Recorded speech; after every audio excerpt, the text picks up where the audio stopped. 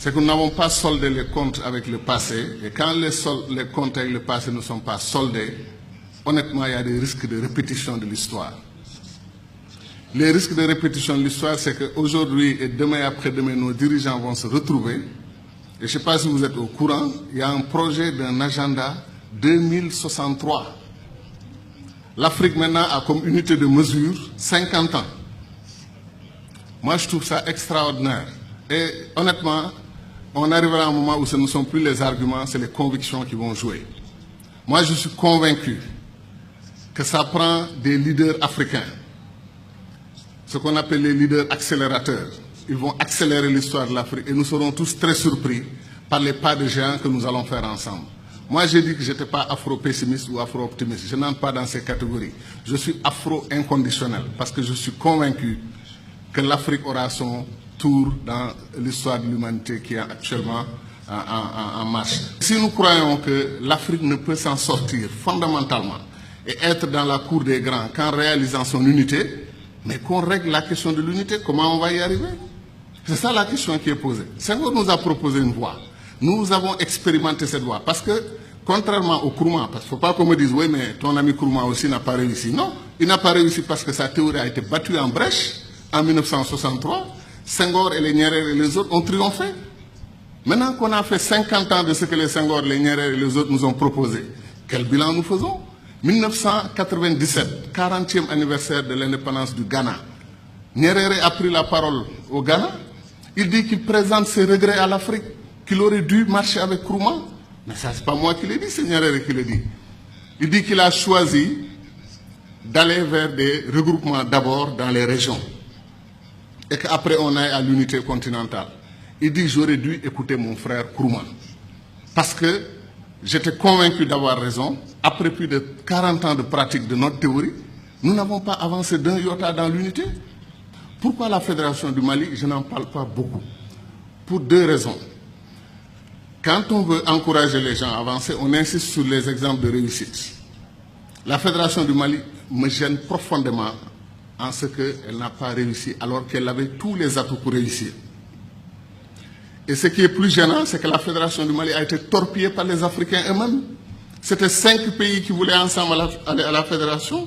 On s'est retrouvé avec 2 pays. Et honnêtement, il n'y a pas dans l'histoire de l'humanité un cas qu'on peut citer de la fédération entre 2 États qui est forcément réussi. Pourquoi? Parce que la fédération ne doit pas être un face-à-face. On a eu quoi entre le Sénégal et le Mali? 2 pays frères qui ont travaillé ensemble pendant la période coloniale, aucun problème.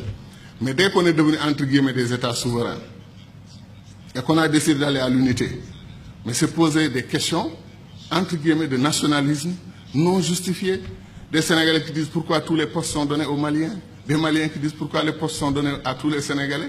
On est venu dans une unité, honnêtement, qui a été torpillée. C'est vrai que les Jacques Foccart et tous ces gens ont joué leur rôle.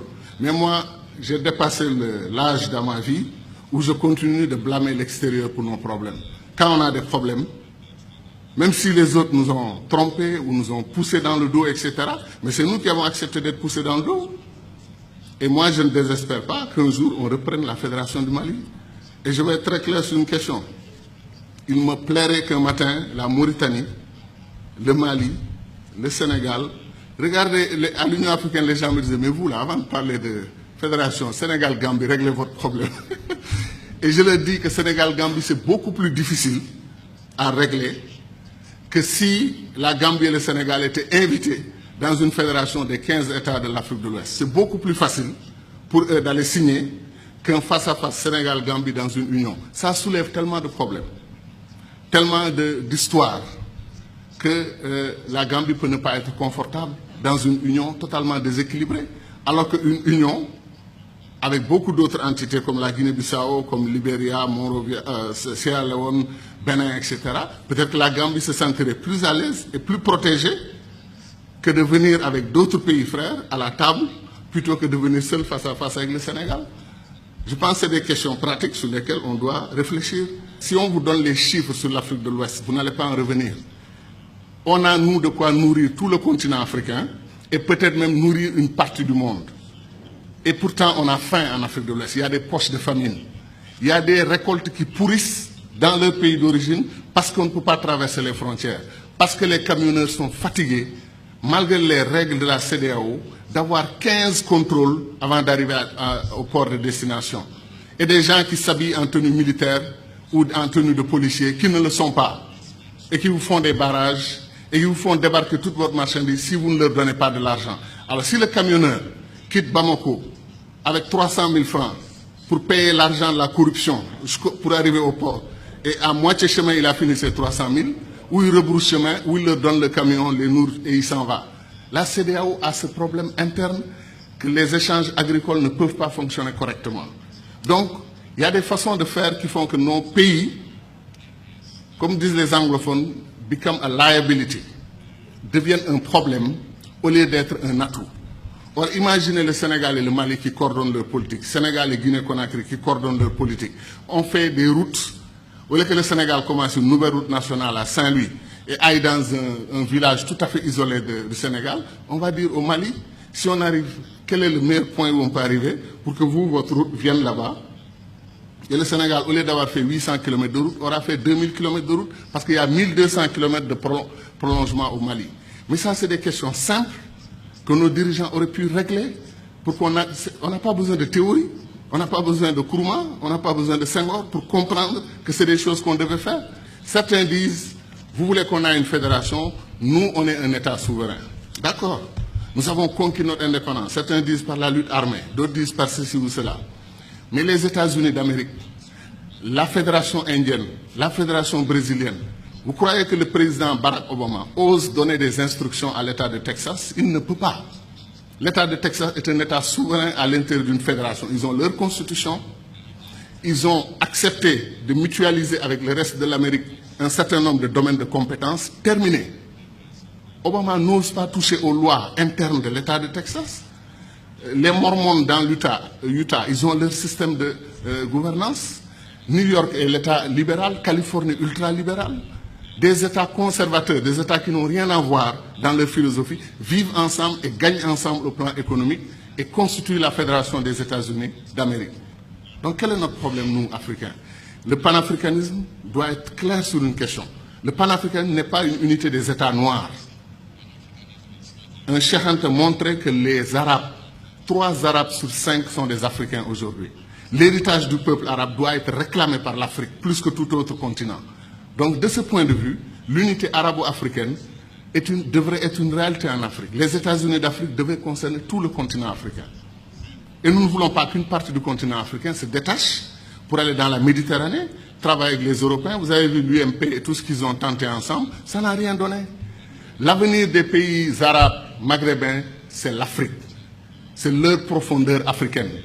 Tant qu'ils voudront s'allier avec l'Europe ou chercher d'autres alternatives à l'Afrique, ils n'y arriveront pas. Parce qu'ils sont sur le sol qui leur appartient aujourd'hui et qui s'appelle l'Afrique. Mais les contradictions, il y a un magma de contradictions. Ce qui se passe en République démocratique du Congo est un scandale permanent. Des pays africains entrent en République démocratique du Congo, prennent les ressources dont ils ont besoin et repartent. Quand les Belges ou les Français ou les Américains ou les Chinois le font, nous crions. Mais quand des Africains le font, on appelle à des négociations, à des etc., etc. Il y a des injustices que des Africains commettent sur d'autres Africains. Qu'est-ce qui nous empêche de faire les ponts sur le fleuve Rosso entre le Sénégal et la Mauritanie? Qu'est-ce qui nous empêche de faire le pont sur le fleuve Gambie pour donner une continuité territoriale au Sénégal, régler le problème de la Casamance? C'est pour dire que les doctrines d'intégration que nous avons choisies, après 50 ans, comme on est à... C'est le jour de l'anniversaire. On dit notre bonheur pour ce qui a été fait, mais disons aussi notre préoccupation pour ce qui n'a pas été fait. Nkrumah, depuis 1958, dit que le barrage de Dinga au Congo peut donner de l'électricité à toute l'Afrique, régler le problème de l'énergie. L'Afrique pourra même exporter de l'énergie. On n'a pas commencé 1 centimètre du barrage de Dinga. On nous dit que le barrage de Swapiti en Guinée peut donner de l'énergie à toute l'Afrique de l'Ouest. Où en est le projet? C'est-à-dire des choses simples qu'on pouvait faire et qu'on n'arrive pas encore à faire. Pour aller en Afrique centrale, moi, je fais 4 jours. 1 jour de voyage, 1 ou 2 jours pour régler les affaires que je veux faire là-bas. Après, c'est la bataille pour le retour.